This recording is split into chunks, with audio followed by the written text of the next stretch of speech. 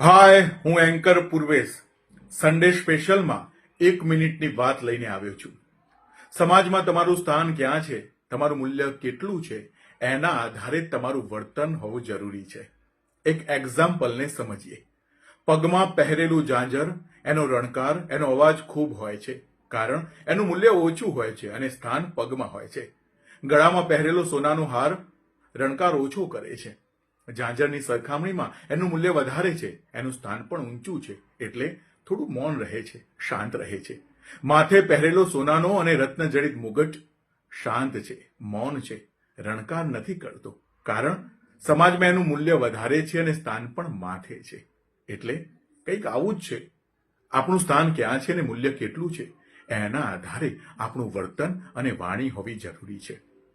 તમારી વાણીથી તમારું મૂલ્ય નક્કી થાય છે અને તમારા વર્તનથી તમારું સ્થાન નક્કી થાય છે. સાચું ને?